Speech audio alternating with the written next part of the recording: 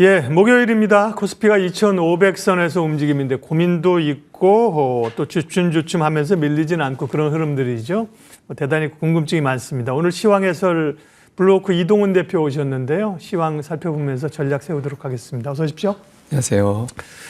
오늘의 주제는 사실 시장 내부적으로 보면 삼성전자가 얼마나 더 가줄까가 굉장히 중요합니다. 물론 AI도 중요하고요. 이런 삼성전자나 AI, 반도체 또 이 반등이 상승으로 이어질 것인가 이런 궁금증들 많습니다. 하나씩 알아보겠습니다.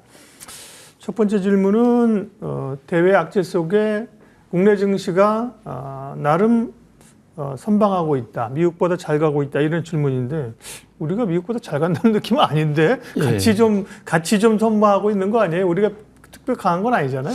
근데 실제로 이제 수치를 보면 작년 연말 이후에 이제 주요국 증시 상승률을 보면 우리나라가 2등입니다. 그러니까 독일 다음, 유럽 다음으로 우리가 이제 2위권 정도 되거든요. 근데 워낙 이제 딥시크하고 관세 이슈로 최근에 좀 부진했기 때문에 그래서 그렇지 1월부터 연결해 놓고 보면 우리 증시가 상대적으로는 좀 선전하는 그런 모습이 나오고 있는데 1월에는 우리가 뭐 글로벌 증시 제일 강하다고 얘기를 했잖아요. 그러나 지금은 사실은 뭐 그런 강세 기조를 우리가 누리고 있다 이렇게 보기 어려운 거 아닙니까? 예, 근데 뭐 하락 이후에 이제 어느 정도 복원했다라는 점에서 시장에서는 그런 이유를 좀 보고 있는 것 같은데 뭐 금리가 좀 낮아졌다라는 점을 주목을 하는 것 같고요. 그리고 또 한 가지는 관세 공포감이 좀 있었는데 이게 보니까 일기하고 별로 차이가 없는 것 같다. 그러니까 우리가 보통 뭐 협상용으로 관세를 만들어 내놓고 강하게 어떤 이제 주장을 해놓은 다음에 이제 협상에서 그 부분을 다시 약화시키는 그런 과정을 우리가 트럼프 대통령 1기 때 봤었는데 지금도 결과적으로 보면 좀 똑같은 구도로 가는 것 같다라는 점에서 관세에 대한 겁을 좀 많이 먹을 필요는 없는 것 같다 이렇게 보는 게 있는 것 같고요. 그리고 또 하나는 시장에서 가장 걱정했던 게 역시 삼성전자 변수였는데 최근에 삼성전자가 좀 많이 빠졌다가 이제 복원하는 그런 움직임이 나오고 있습니다. 그래서 삼성전자가 더 이상 시장의 발목을 잡을 것 같지는 않다. 이런 안도감이 있는데 저는 이제 이 세 가지보다 가장 이제 마지막 거를 주목을 합니다.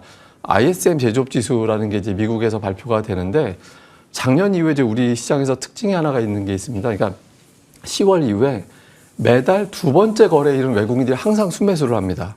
네, 그래서 그 순매수를 하고 지수도 그때 당시에는 나쁘지 않았는데 그때가 뭐가 나오냐면 ISM 제조업 지수가 나오는 시기거든요. 그러니까 ISM 제조업 지수를 보고 나면 외국인들이 매수한다라는 건데 지금 보시다시피 이게 올라가고 있잖아요. 50 미치면 이제 안 좋다. 근데 50 이상이면 좋아진다 이렇게 보는데 최근에 완만하게 올라오다가 50까지 올라왔습니다. 근데 이 지표를 중요하게 보는 게 우리나라 수출 데이터하고 지표가 좀 같이 가는 그런 경향성이 있고요.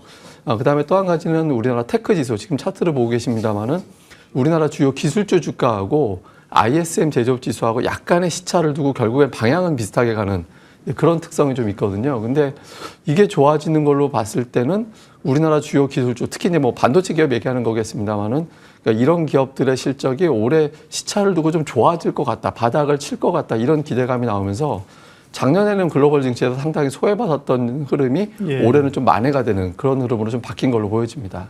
긍정적인 지표이네요. 미국의 제조업 지표가 좋아지는 건 우리 경제 산업 구조상 긍정적인 흐름이고요. 딥시크의 충격은 이게 확산 효과 쪽으로 긍정적으로 시간이 가면서 이제 어느 정도 소화를 하는 것 같아 다행인데 관세 문제 남아 있습니다. 트럼프의 일부 관세 유예가 돼 있지만 사실은 관세 전쟁은 이제부터 시작이라고 봐야 되는 거잖아요. 이후에 어떻게 대응해야 될까요? 사실은 이제 우리 입장에서는 더 큰 카드가 남아 있죠. 왜냐하면 이제 멕시코, 중국도 우리가 들어가서 이제 넘어가는 제품들이 많이 있으니까 영향을 주지만 중국과의 관계는 상당히 중요한 변수가 될 수 있거든요. 근데 아직은 중국하고 어떤 형태로 협상이 되는지 확정이 된 건 없죠. 처음에 멕시코, 캐나다, 그다음에 중국 들어가고 그렇게 이게 보면 미국 지도를 이렇게 펼쳐놓고 보면. 북쪽은 캐나다에서 수입하는 비중이 높고 남쪽은 당연히 멕시코 쪽이고 양쪽 해안 쪽으로는 중국 비중이 높습니다. 그러니까 지역 주별로 보면 그렇게 구성이 되어 있거든요. 그러니까 결과적으로 보면 이제 중국의 역할이 이제 상당히 중요해질 텐데 10일까지로 일단 미뤄놓은 상태이기 때문에 중국에서 이제 미국에 부과하는 관세가 그러니까 10일 전후에서의 어떤 미국이 협상용을 위한 어떤 협상력을 올리기 위한 어떤 강력한 발언이 나오는지 여부 이게 이제 상당히 중요한 변수가 될 것 같은데 일단 그러니까 미국 입장에서는 멕시코, 캐나다하고 중국을 대하는 태도는 다를 수밖에 없거든요.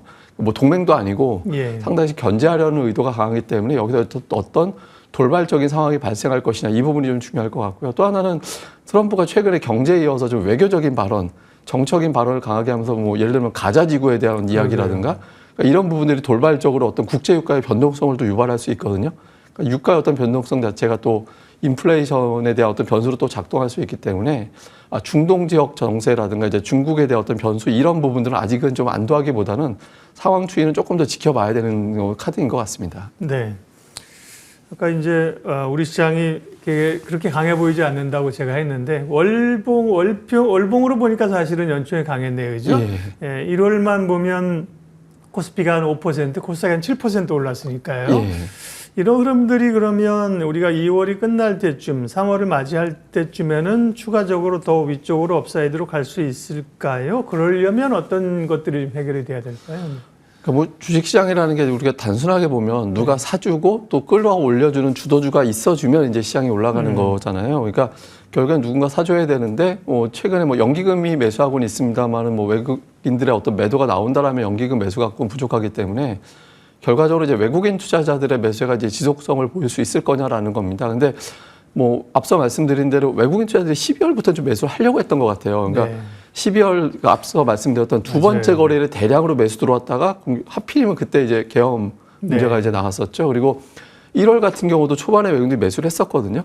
그런데 트럼프 취임 때 임박하면서부터 또 그게 이제 주춤하다가 결국에는 1월에 어중간하게 이제 끝났었는데 지금도 다시 월 초에 이제 외국인들이 매수를 하고 있는데 관세 같은 돌발 변수가 없다라면 외국인들이 그렇게 매도하지는 않을 것 같거든요. 근데 어쨌든 매도 이상의 어떤 매수세가 지속이 되는지 여부가 하나가 필요하고 또 하나는 그러니까 딥시크 충격 이후에 이제 우리나라 반도체주가 완전히 복원되지는 못했습니다. 그러니까 딥시크에 따른 어떤 하드웨어 투자, 뭐 데이터 센터 투자에 대한 의구심이 제기가 되면서 좀 빠졌는데 이번 주 들어서 빅테크 발표되는 기업들의 실적들을 보면 같이 얘기한 자본 지출, 그러니까 향후에 설비 투자 얼마 하겠습니다라고 공개하는 걸 보면 빅3 기준으로 2,250억 달러 공개했거든요.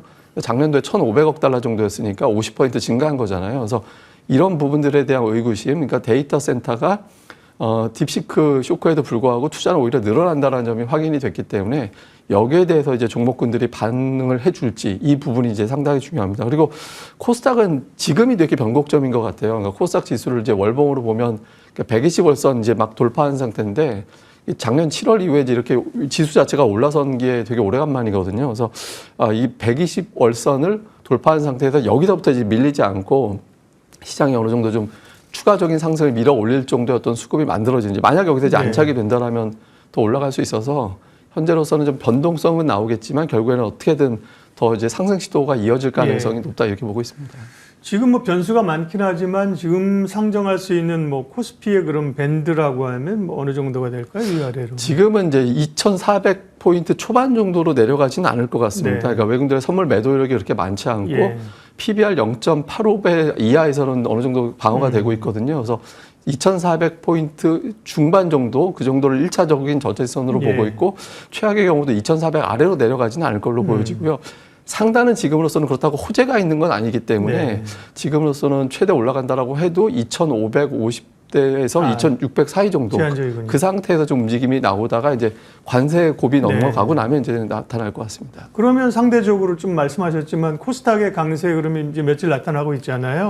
지수가 갇혀 있으면 종목이 움직이면서 지수를 보면 코스닥이 좀 더 강해 보이는 이런 양상이 나타난다고 봐야겠네요. 예, 아무래도 이제 코스닥 같은 경우는 투자들이 약간 그런 건 있었던 것 같습니다. 왜냐하면 딥시크 때문에 발목이 잡혔는데 코스닥은 딥시크 영향을 받는 종목이 상대적으로 덜했거든요. 그렇죠. 예를 들어서 로봇이라든가 알테오젠이 주도를 했는데 그러니까 이런 종목군들이 오히려 이제 지금 시점에서는 불안했던 게 좀 탈피가 되면서 이런 종목들의 상승 탄력이 좀 둔화될 수 있거든요.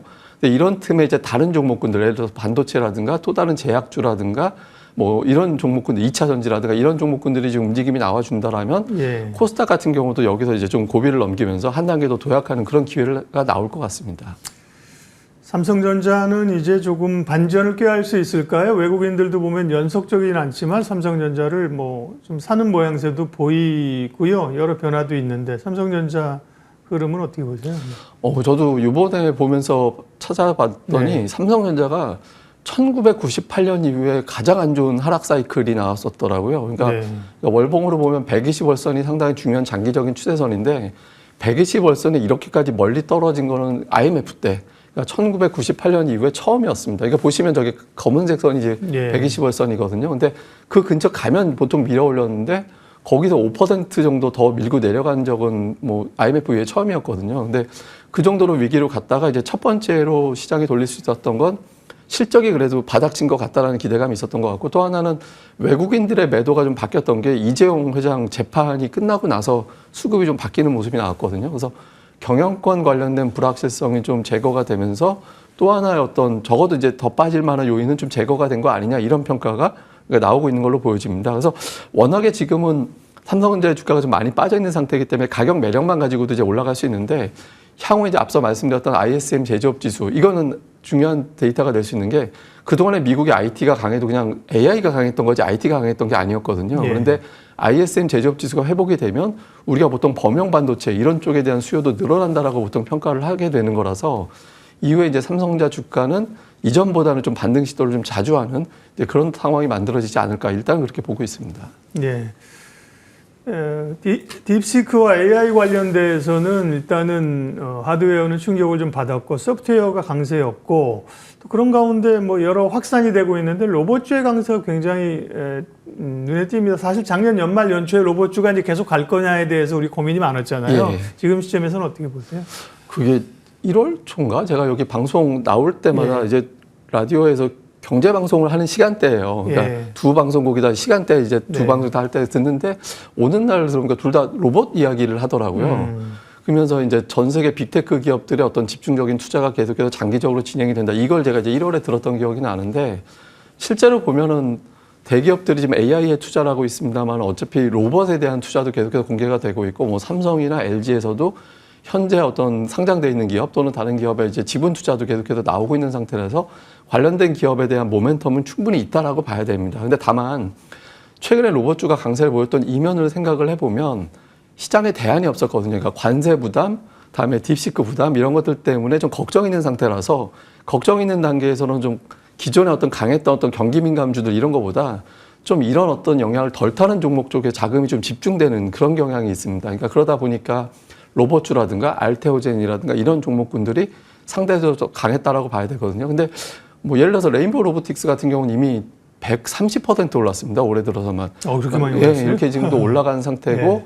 최근 들어서 또 앞서 말씀드렸던 관세라든가 딥시크 우려가 좀 완화가 되는 그런 상태로 가고 있기 때문에 네. 오히려 이제 로봇에 집중됐던 자금들이 다른 쪽으로 좀 분산되면서 로봇주 같은 경우는 이제 변동성으로 좀 바뀔 가능성이 높다라고 보고 있거든요. 그래서 지금 이제 로봇주 신규 진입하기에는 상당히 부담이 된다라고 보고, 좀 보유하신 분들도 이제 조금씩은 좀 축소도 고려해봐야 되는 시점이 아닌가, 이렇게 보고 있습니다. 네. 그러면 대외 변수들 봤는데 위로의 뭐 상승 여력이 변수를 봤을 때 제한적이긴 하나 그래도 이제 약간 리스크온 분위기로 가고 있잖아요. 그러면 2월에 좀 주목해야 될 주인공이 될 만한 섹터 업종은 어떤 걸까요? 시나리오를 먼저 그려봐야 될 것 예. 같아요. 그러니까 이 관세라는 건 트럼프의 발언은 알면서도 계속 당할 수밖에 없거든요. 이제 그렇기 때문에 관세가 이제 메인 이슈가 되느냐 안 되느냐에 따라 달라지는데, 만약에 이제 관세에 대한 위기가 탈피가 되면서 메인 이슈에서 벗어나게 된다라면 앞서 말씀드렸던 ISM 제조업 지수의 어떤 상승, 여기에 대해서 반응할 수 있는 게 이제 반도체 관련된 종목군들이 첫 번째가 될 거고요. 네. 그다음에 그 다음 단계에서 생각하는 게, 우리나라는 금리를 계속 내릴 것으로 보여지거든요. 그래서 추가적으로 금리를 한두 번 정도 더 내린다라고 하면 금리 관련해서 반응할 수 있는 업종이 건설이라든가 자동차, 그러니까 자동차는 할부금융으로 보통 또 이제 자동차를 구매하게 되니까 네. 이런 부분들이 반응할 수 있고, 반면에 관세가 지속적으로 제기가 되면서 이제 시장이 흔들릴 가능성이 있다라면 여기에 자유로운 업종이 엔터나 금융이나 뭐 제약이라든가 이런 종목군들이 여기에 포함될 수 있거든요. 그래서 일단 기본적인 시나리오는 이렇게 두되, 현재까지로는 관세에 대한 공포감이 2018년도 같이 나타날 것 같지는 않아서 세 번째 시나리오보다는 이제 첫 번째, 두 번째, 그러니까 뭐 ISM 제조업 지수에 반응할 수 있는 종목이라든가 금리 인하에 반응할 수 있는 종목군들 쪽에 조금 더 관심을 두고 일단 전략을 세우는 것이 좋지 않을까, 이렇게 보고 있습니다. 마지막으로 한 가지 질문이 남아 있습니다. 카카오로 대변되는 이런 딥시크의 영향, 소프트웨어 국내 카카오, 네이버, 뭐 도전 비전 오늘 13% 올라요. 뭐 이런 뉴들 있잖아요, 그죠? 예. 인터넷이나 약간 소프트웨어 쪽 이게 주도 흐름이 될 수 있을 것이냐, 일시적일 것이냐, 사실 개인적으로 궁금하거든요. 단기로는 조금의 어떤 차익 실현 물량이 나올 수는 있는데요. 근데 이제 딥시크 관련해서 이번에 이제 뭐 우리나라에서 여기저기 차단한다라고 얘기하고 네. 있잖아요. 그렇지만 그만큼 시장이 커지고 있다라는 거고, 우리나라에서도 이 부분에 대한 개발을 해야 된다라는 점이 있고요. 또 한 가지는 네이버하고 카카오가 최근에 올라왔다고는 하는데 장기적으로 펼쳐놓고 보면 많이 빠졌습니다. 네. 그러니까 많이 빠진 상태에서 가격 부담을 덜어냈고 그 사이에 뭐 경영권 문제라든가 이런 것들이 있었잖아요. 그래서 이런 것들에 대한 어떤 리스크도 어느 정도 지나간 상태라고 봐야 되기 때문에 그러니까 변동성 딛고 추가적으로 계속 올라갈 가능성이 있다라고 봐서 뭐 2, 3일 정도 조정 사이클이 나온다라면 뭐 카카오 같은 경우 좀 관심 계속 가져봐도 좋을 것 같습니다. 그렇군요. 목요일 시황 해설과 전략 이동훈 블루오크 대표와 함께했습니다. 고맙습니다.